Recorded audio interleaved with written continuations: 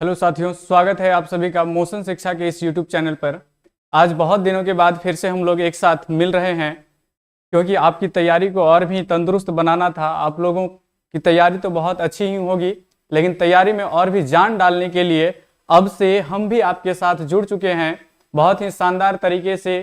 खास करके वैसे स्टूडेंट के लिए जो इस बार 12th का एग्जाम देने वाले हैं और वो साइंस से बिलोंग करते हैं, उनके लिए एक छोटी सी खुशखबरी लेकर आया हूं। क्योंकि बच्चों का डिमांड था कि सब्जेक्टिव का सर हम लोगों ने बहुत तैयारी किया, कुछ ऑब्जेक्टिव का भी तैयारी करवाया जाए। और इसी सिलसिले में मैं आप लोगों के समक्ष उपस्थित हूं कुछ सब्जेक्टिव के क्वेश्चन को लेकर, जो बिहार बोर्ड की दृष्टि से बहुत ही महत्वपूर्ण क्वेश्चंस है। और मैं डेली आप लोगों से इसी समय इसी चैनल के माध्यम से आप लोगों के समक्ष उपस्थित होना चाहूंगा एग्जाम तक के लिए, ताकि आप लोगों की तैयारी और भी बेहतर हो पाए। और डेली हर एक वीडियो में हम लोग टॉप 10 क्वेश्चन, जो बिहार बोर्ड का फेवरेट क्वेश्चन होता है, वैसे क्वेश्चन को हर एक वीडियो में 10-10 क्वेश्चन को हम लोग देखेंगे। और शॉर्ट क्वेश्चन का आंसर, क्वेश्चन के साथ सिर्फ क्वेश्चन ही नहीं, क्वेश्चन के साथ आंसर भी हम आप लोगों को करवाते जाएंगे। और जहां लगे कि कुछ समझाने लायक बातें हैं तो मैं जरूर समझाने का प्रयास करूंगा। तो इस वीडियो को और वैसे उन छात्रों के साथ भी शेयर कर दें जिनको इसकी आवश्यकता है। एक बार वीडियो को शेयर कर देंगे ताकि हम अपने इस वीडियो को और भी आगे बढ़ाएं और सभी को इस वीडियो का लाभ मिल पाए। और आप जो इस क्लास में देखेंगे, जो भी क्वेश्चंस आपके क्लास में करवाए जाएंगे, इस क्लास का वीडियो में जो भी पीडीएफ का क्लास करवाया जाएगा, इस वीडियो से जो पीडीएफ यहाँ दिखाया गया है इस वीडियो में, उस पीडीएफ को यदि आप लेना चाहते हैं तो इसी चैनल के इसी वीडियो के नीचे जहां कमेंट सेक्शन है, कमेंट सेक्शन में एक पिन मिलेगा, आप लोगों को पिन कर दिया जाएगा टेलीग्राम चैनल का लिंक। आप उससे ज्वाइन करके वहां से पीडीएफ भी प्राप्त कर सकते हैं। चलिए बिना देर किए अब हम आज के इस क्लास को स्टार्ट करते हैं। आप लोग सभी एक बार फटाफट लाइक कर देंगे और एक बार शेयर भी कर देंगे।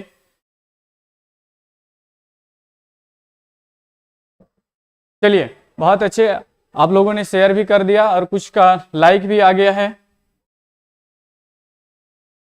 और फटाफट जो जुड़ चुके हैं एक बार लाइव चैट में भी लिख देंगे, शुरू किया जाए। आप सभी को वेरी गुड मॉर्निंग सभी को। जो कुछ गुड मॉर्निंग भी बोल रहे हैं, कुछ गुड इवनिंग बोल रहे हैं।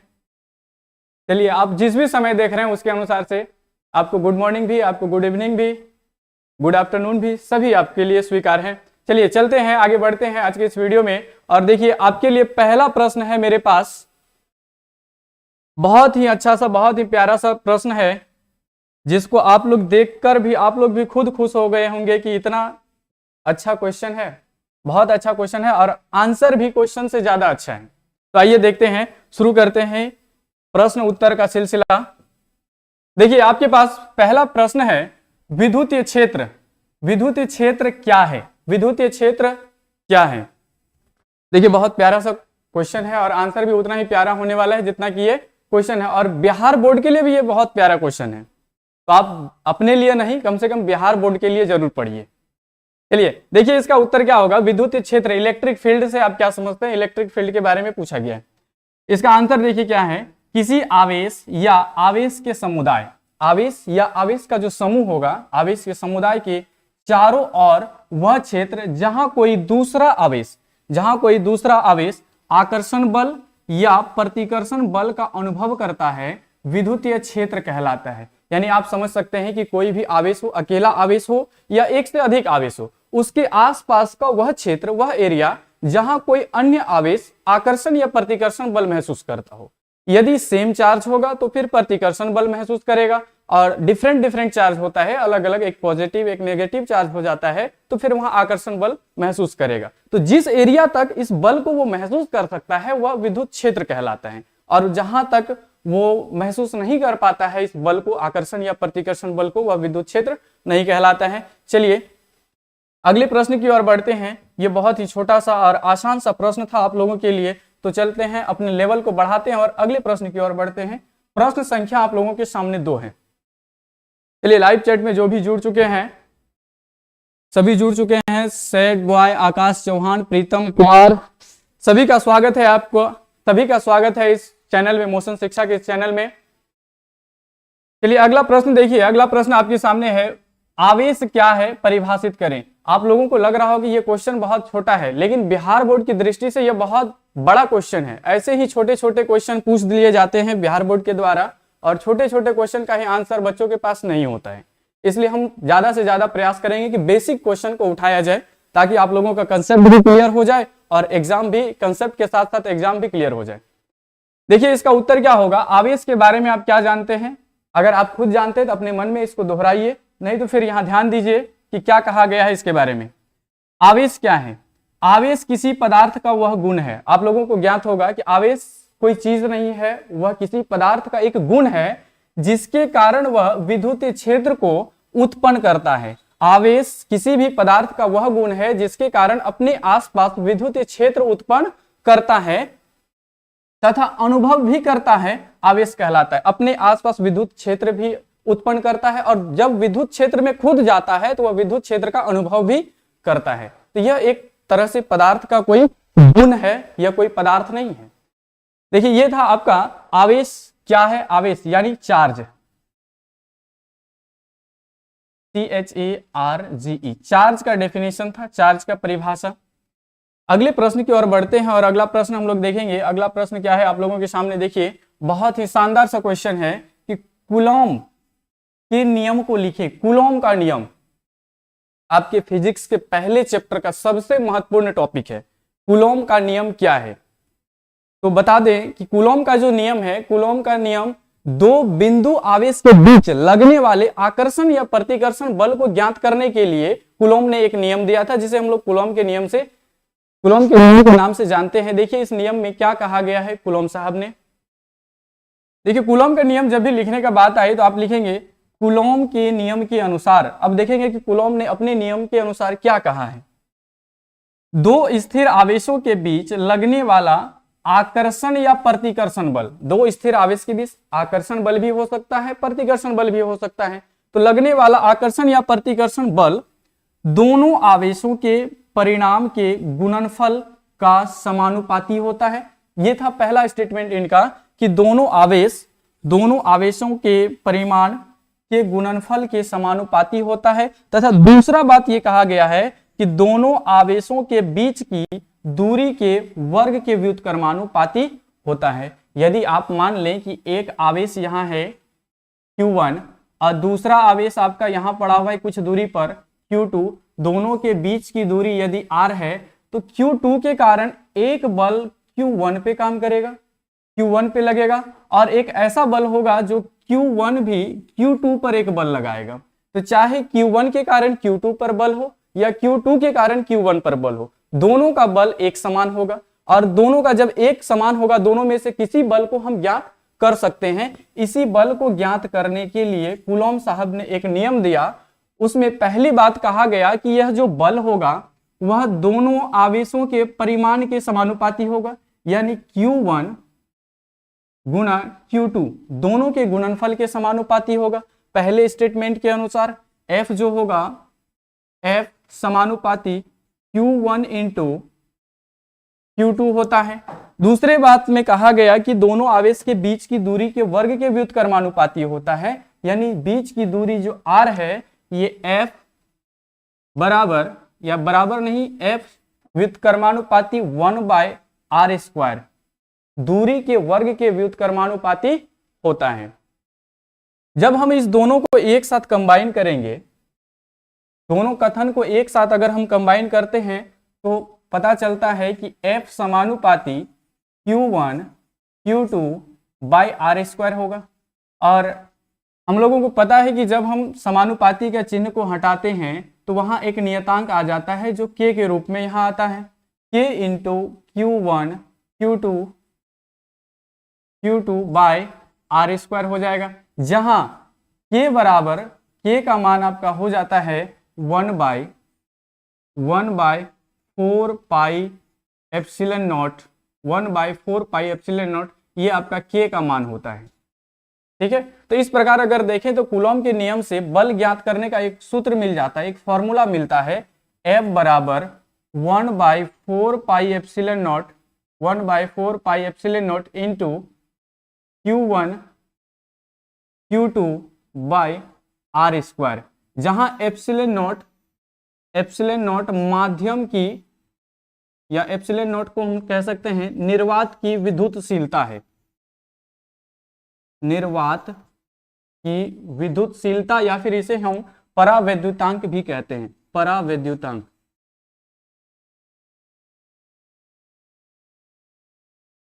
परावैद्युतांक, ठीक है। यदि आपको पूछा जाए कूलॉम के नियम के बारे में तो आपको ये दोनों स्टेटमेंट जरूर से लिखना है, और इसके नीचे स्टेटमेंट के अनुसार इसका व्यंजक भी लिख देना है, F समानुपाती Q1 इंटू Q2, और दूसरे में लिखना है F समानुपाती 1 बाय आर स्क्वायर, और दोनों को एक साथ कंबाइन कर देना है। ये सारा स्टेप आपको फॉलो करना है और अंत में ये फॉर्मूला लिखकर दिखा देना है। बस आपका 2 नंबर यहीं से फिक्स हो जाता है। और इस क्वेश्चन का बहुत हद तक चांस होता है कि बिहार बोर्ड अक्सर ये पूछ ही लेता है, तो इसका बहुत चांस है, तो आप लोग इसे एक बार देख लेंगे। अगले प्रश्न की ओर बढ़ेंगे, प्रश्न संख्या 4। देखिए ये भी बहुत अच्छा सा प्रश्न है, ये भी बिहार बोर्ड के द्वारा कई बार पूछा गया क्वेश्चन है। कूलॉम के नियम की सीमाओं को लिखें। अभी हम लोगों ने कूलॉम का नियम पढ़ा, और वो नियम कहीं लागू होता है तो किसी स्थिति में लागू नहीं भी होता है, तो हम लोग सीमा में वैसे स्थिति को देखेंगे जहां कूलॉम का नियम लागू नहीं होता है, जहां कूलॉम का नियम काम नहीं कर पाता है। तो देखते हैं कूलॉम के नियम की सीमा में क्या क्या आता है। तो उत्तर में आपको कुछ इस प्रकार लिखना है कि कूलॉम के नियम की सीमाएं निम्नलिखित हैं। जो एक से अधिक रहे तो उस समय कुछ ऐसा ही स्टेटमेंट देना होता है कि निम्नलिखित हैं। और पहला जो सीमा है आपका यहाँ, कूलॉम का नियम केवल बिंदु आवेश के लिए मान्य है। ये जो कूलॉम का नियम अभी हम लोगों ने पढ़ा, यह सिर्फ और सिर्फ बिंदु आवेश के लिए लागू होता है, यानी बहुत छोटे से पॉइंट चार्ज के लिए यह सिर्फ लागू होता है। दूसरे भाग में देखेंगे कि दूसरा स्टेटमेंट इनका क्या है, कूलॉम का नियम केवल स्थिर आवेश के लिए मान्य है। कूलॉम का नियम तभी लागू हो सकता है जब चार्ज स्थिर हो, गतिशील आवेश के लिए कूलॉम का नियम लागू नहीं हो सकता है। ये दूसरा सीमा था। तीसरे को देखेंगे कि कूलॉम का नियम माध्यम पर भी निर्भर करता है। कूलॉम का नियम माध्यम पर भी निर्भर करता है। यदि हम माध्यम चेंज कर दें, माध्यम बदल दें, तो फिर बल का मात्रा या बल का परिमाण बढ़ या घट सकता है, माध्यम पर भी निर्भर करता है। तो ये सबसे आपका इंपॉर्टेंट है। ये वाला पॉइंट आप लिखें या नहीं लिखें, लेकिन ये वाला पॉइंट जरूर लिखना है कि कूलॉम का जो नियम है वो बहुत कम दूरी के लिए लागू नहीं होता है। बहुत कम दूरी अर्थात 10 के पावर -15 मीटर से कम की दूरी के लिए, कूलॉम का नियम लागू नहीं होता है। यह महत्वपूर्ण बात है कि कूलॉम का नियम केवल बिंदु आवेश के लिए, पॉइंट चार्ज के लिए लागू होता है। कूलॉम का नियम सिर्फ स्थिर आवेश के लिए लागू होता है। कूलॉम का नियम माध्यम पर भी निर्भर करता है, और कूलॉम का नियम 10 पे पावर -15 मीटर से कम दूरी के लिए लागू नहीं होता है। ये रहा आपका कूलॉम के नियम की कुछ सीमाएं, और ये आपका 2 नंबर में पूछा जाएगा। 2 नंबर का क्वेश्चन है, और 2 नंबर में यदि आप 4 सीमा लिख रहे हैं तो ये काफी है, बहुत ज्यादा है। चलिए अगला प्रश्न देखेंगे। अब तक में हम लोगों का 4 प्रश्न हो चुका है, और इसमें हम लोग कुल 10 प्रश्नों को एक साथ देखने वाले। हर एक वीडियो में 10-10 प्रश्न ही देखेंगे, और इसी प्रकार से मेरा प्रयास रहेगा कि आपको कम से कम एग्जाम तक 50 से 60 शॉर्ट क्वेश्चन करवा दिया जाए।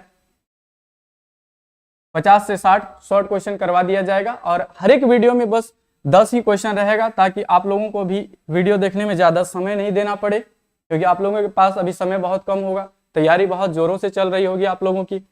ये देखिए 5वां क्वेश्चन आपके सामने है। 5वां प्रश्न है कि 2 विद्युतीय क्षेत्र रेखाएं एक दूसरे को प्रतिच्छेद नहीं करती है, क्यों? हम लोगों को पता है कि 2 विद्युत क्षेत्र रेखाएं कभी भी आपस में एक दूसरे को प्रतिच्छेद नहीं कर सकती है, लेकिन ये पूछा जा रहा है क्यों नहीं कर सकती है। आइए इसका आंसर जानने का प्रयास करते हैं। आंसर आपके सामने है कि अगर 2 विद्युतीय क्षेत्र रेखा एक दूसरे को एक ही बिंदु पर प्रतिच्छेद करेगी, तो उस बिंदु पर 2 स्पर्श रेखा खींची जा सकती है।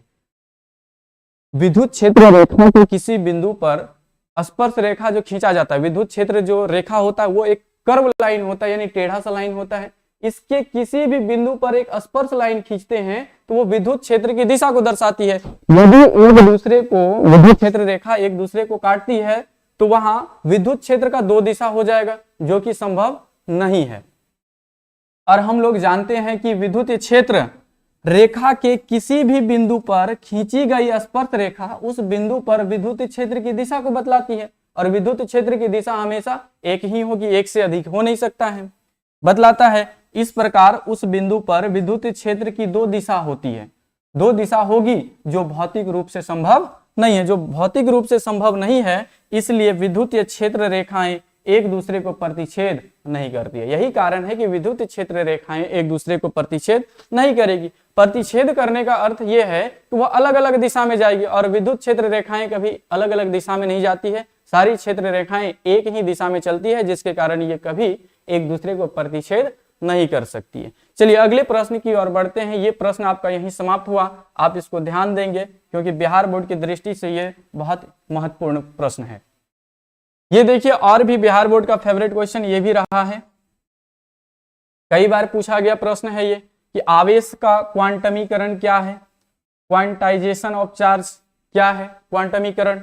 देखिए इसका आंसर जानते हैं कि आवेश का परिमाण हमेशा एक इलेक्ट्रॉन के आवेश, एक इलेक्ट्रॉन पर आवेश होता कितना है, आप चाहें तो इस चीज को ब्रैकेट में लिख भी सकते हैं या नहीं भी लिख सकते हैं। एक इलेक्ट्रॉन पर आवेश होता है 1.6 गुना 10⁻⁻19 कूलम, पूर्ण गुणज के रूप में होता है। कहीं भी यदि आपको आवेश मिल रहा है तो आवेश हमेशा इसके गुणज के रूप में ही रहेगा। 1.6 गुना 10⁻⁻19 कूलम, -19 कूलम इसी के गुणज के रूप में रहेगा, यानी इसके साथ 1 गुना हो सकता है, 2 हो सकता है, लेकिन कभी हाफ नहीं होगा, 1.2 गुना नहीं हो सकता है, 1/2 नहीं हो सकता है, बस पूर्ण गुणज में ही आवेश हमेशा रहेगा। और इसी को हम लोग कहते हैं आवेश का क्वांटमीकरण, आवेश का क्वांटमीकरण कहा जाता है। देखिए इसको हम लोग ऐसा भी कह सकते हैं, इसका जो फॉर्मूला हो जाएगा Q, यानी आवेश जो होगा वो हमेशा प्लस माइनस, ये धनात्मक या ऋणात्मक दोनों हो सकता है, Ne के रूप में होगा। Q बराबर प्लस माइनस Ne, E का मतलब है एक इलेक्ट्रॉन पर जितना चार्ज होता है, और N कोई पूर्ण संख्या है जो उसके साथ हमेशा गुणा में हो सकता है। N का मान 1 2 3 4 कुछ भी हो सकता है। Q बराबर प्लस माइनस Ne, जहां Q आवेश है और N का मान 1 2 3 4, ये जहां तक जो मर्जी हो सकता है, बस ये एक पूर्णांक होना चाहिए। ये रहा आपका आवेश का क्वांटमीकरण का आंसर क्या है। अगला प्रश्न देखिए, प्रश्न संख्या 7 है आपके पास। विद्युत क्षेत्र रेखा, विद्युत क्षेत्र रेखा को परिभाषित करें। जो विद्युत क्षेत्र रेखा होता है उसे परिभाषित करना है।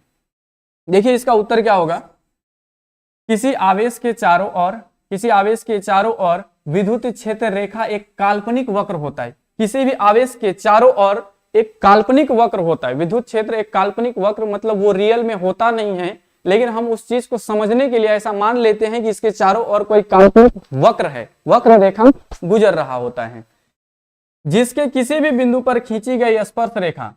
और ये जो विद्युत क्षेत्र रेखा होता है, इसके किसी भी बिंदु पर यदि हम स्पर्श रेखा खींच देते हैं तो उस बिंदु पर विद्युत क्षेत्र की दिशा को बतलाता है। तो वो खींची गई स्पर्श रेखा उस बिंदु पर विद्युत क्षेत्र की दिशा को हमेशा बतलाती है। तो ये रहा आपका विद्युत क्षेत्र रेखा का परिभाषा। आप इसे जरूर से एक अलग कॉपी में जितने भी क्वेश्चन करवाए जाएंगे यहां से आप उसको अलग कर लें और उनको रेगुलर पढ़ा करें। और एग्जाम से पहले भी यदि आपका एक कॉपी में सेपरेट इसका नोट्स बना हुआ होता है तो आप एग्जाम से पहले दिन, जिस दिन आपका फिजिक्स का एग्जाम है उससे एक दिन पहले भी एक बार यदि इसको पढ़ कर जाते हैं तो एग्जाम में आपको बहुत मदद मिलने वाला है। तो ऐसा आप लोग जरूर करें और कम से कम लिखते समय एक बार तो आप जरूर पढ़ेंगे, इसी बहाने कुछ ना कुछ तो आपको जरूर याद रहेगा। तो आप लोग प्रयास करें, एक बार कॉपी कलम में इसको उतार लें।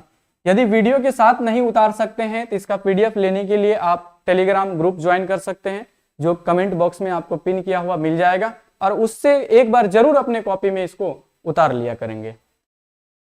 देखिए अगला प्रश्न आपके सामने है। प्रश्न संख्या है ये 8। हम लोग अब तक 7 प्रश्नों को बहुत अच्छी तरह से कर चुके हैं और अभी हम लोगों का सामना हो रहा है प्रश्न संख्या 8 से। और ये भी देखिए बहुत ही आसान सा क्वेश्चन और बिहार बोर्ड के लिए फेमस क्वेश्चन कि आवेश का पृष्ठ घनत्व क्या होता है। आवेश का पृष्ठ घनत्व को परिभाषित करना है, जिसको हम लोग कहते हैं सिग्मा। पृष्ठ घनत्व को सिग्मा। आवेश का जो घनत्व होता है तीन प्रकार से, एक रेखीय घनत्व, पृष्ठ घनत्व और आयतन घनत्व। रेखीय घनत्व को हम लोग लेमडा द्वारा सूचित करते हैं, पृष्ठ घनत्व को सिग्मा द्वारा सूचित करते हैं। उसके बाद जो आयतन घनत्व होता है उसको हम लोग रो के द्वारा सूचित करते हैं। लेकिन यहाँ आपको पूछा गया है आवेश का पृष्ठ घनत्व यानी सिग्मा को परिभाषित करना है। तो देखिए इसका आसान सा आंसर क्या होगा, प्रति एकांक क्षेत्रफल में आवेश के परिमाण को आवेश का पृष्ठ घनत्व कहा जाता है। प्रति एकांक क्षेत्रफल यानी 1 मीटर स्क्वायर में जितना भी आवेश होगा उसे हम पृष्ठ घनत्व कहेंगे, आवेश का पृष्ठ घनत्व कहेंगे। इसे सिग्मा द्वारा सूचित किया जाता है, इसे सिग्मा से सूचित किया जाता है। अर्थात हम कह सकते हैं कि अगर आवेश घनत्व चाहिए यानी सिग्मा चाहिए तो सिग्मा बराबर हम लिख सकते हैं कि आवेश यानी उस पर जितना आवेश है और बटे कितना क्षेत्रफल में है, तो आवेश बटे क्षेत्रफल, आवेश बटे क्षेत्रफल, ये आपका फॉर्मूला हो जाएगा पृष्ठ आवेश घनत्व का, पृष्ठ आवेश घनत्व का, या शॉर्ट में इसको कह सकते हैं सिग्मा बराबर आवेश यानी Q, आवेश को Q द्वारा लिख सकते हैं और क्षेत्रफल यानी A। ये आपका हो सकता है फॉर्मूला, सिग्मा बराबर Q बाय A। और आप चाहें तो यहां से अपने तरीके से एक नया फॉर्मूला भी या एक परिभाषा, नया परिभाषा आप खुद से तैयार कर सकते हैं। पूछा जाएगा कि आवेश का पृष्ठ घनत्व क्या है, तो हम कह सकते हैं कुल आवेश तथा क्षेत्रफल, कुल आवेश तथा क्षेत्रफल के अनुपात को आवेश का पृष्ठ घनत्व कहते हैं। आवेश तथा क्षेत्रफल के अनुपात को आवेश का पृष्ठ घनत्व कहते हैं। हम ऐसा भी लिख देंगे तो ये गलत कोई नहीं कर सकता है, जो बिल्कुल सही है। ठीक है, अगले प्रश्न की ओर बढ़ते हैं। अगला प्रश्न संख्या हमारा 9 होगा। 8 प्रश्न को हम लोग देख चुके हैं। देखिए ये है क्या, अध्यारोपण का सिद्धांत क्या है। अध्यारोपण का सिद्धांत क्या है, मतलब पढ़े होंगे प्रिंसिपल ऑफ सुपरपोजिशन। सुपरपोजिशन का प्रिंसिपल क्या है, सिद्धांत क्या है। तो आप लोगों को ज्ञात होगा कि यदि बहुत सारा आवेश रहे, मान लिया जाए यहाँ Q1 है, Q2 है, Q3 है और इसके बीच एक आवेश है Q0 मान लिए। अब इसके पूरे समूह में से किसी एक आवेश पर लगने वाला कुल बल, मान लिया जाए कि इस पर इसके कारण भी बल लग रहा है, इसके कारण भी बल लग रहा है, इसके कारण भी बल लग रहा है, तो कुल बल कितना होगा, है ना। तो इस बात को जानने के लिए, इसे निकालने के लिए हम लोग पढ़ते हैं अध्यारोपण का सिद्धांत। यहां जो कुल बल होगा इसका वेक्टर सदिश, कुल बल का सदिश अलग अलग लगने वाले बल यानी वेक्टर F1, वेक्टर F2 फिर वेक्टर F3, इसके कारण बल लगेगा F3, इसके कारण F2, इसके कारण F1। तो टोटल बल जो होगा वो वेक्टर F बराबर कुल अलग अलग लगने वाले कुल बलों के सदिश योग के बराबर होगा। सदिश योग यानी vector F1 plus vector F2 plus vector F3। इसके अलावे भी और कुछ चार्ज होता तो हम आगे प्लस में दे सकते थे। यही है आपका अध्यारोपण का सिद्धांत। लेकिन इसी चीज को हम शब्दों में कैसे लिखें, जरा एक बार गौर से यहां ध्यान देंगे कि इसको शब्दों में कैसे लिखा जाए। बहुत से आवेशों के निकाय यानी एक साथ एक से अधिक आवेश हो के अंदर किसी एक आवेश पर अन्य सभी आवेश के कारण, बहुत सारे आवेश के समुदाय के निकाय में किसी एक आवेश पर लगने वाला कुल विद्युतीय बल, कुल परिणामी बल कितना होगा, विद्युतीय बल अन्य सभी आवेशों के कारण लगने वाले परिणामी विद्युत बल प्रत्येक आवेश के कारण स्वतंत्र रूप से, प्रत्येक आवेश के कारण स्वतंत्र रूप से लगने वाले विद्युतीय बल के सदिश योग के बराबर होता है।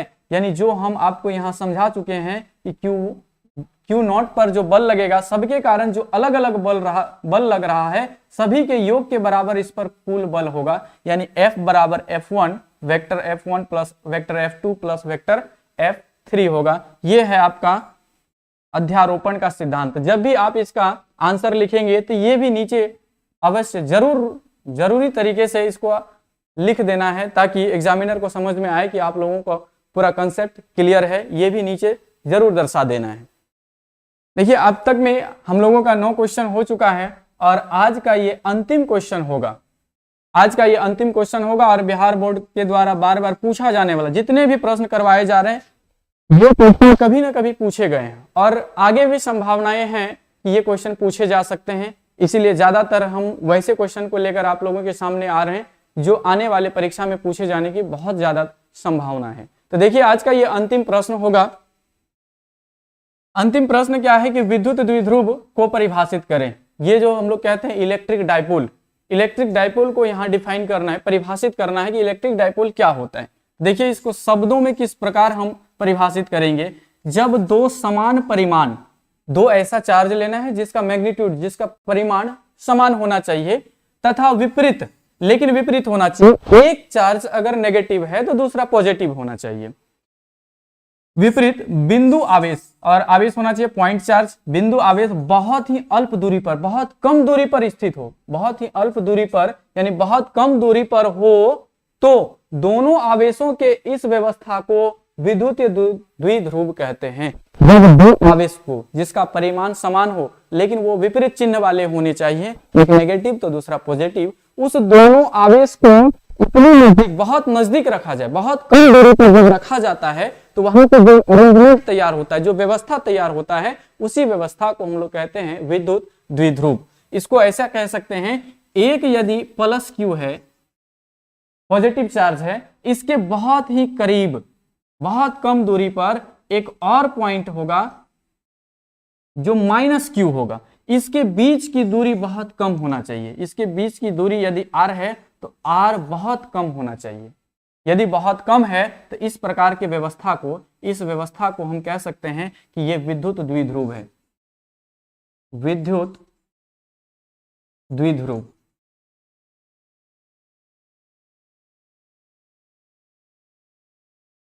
विद्युत द्विध्रुव या इसी को हम लोग कहते हैं इलेक्ट्रिक डाइपोल। मतलब इसका दो पोल हो गया, एक पॉजिटिव वाला पोल हो गया, एक नेगेटिव वाला, दो ध्रुव है इसका, तो इसी को हम लोग कहते हैं। तो जब भी आप इसको लिखा करेंगे, विद्युत द्विध्रुव को परिभाषित करें, ये वाला फिगर छोटा सा, थोड़ा सा परेशानी है और आसानी से बन जाएगा और ये बना के भी आप लोगों को दिखाना है एग्जामिनर को।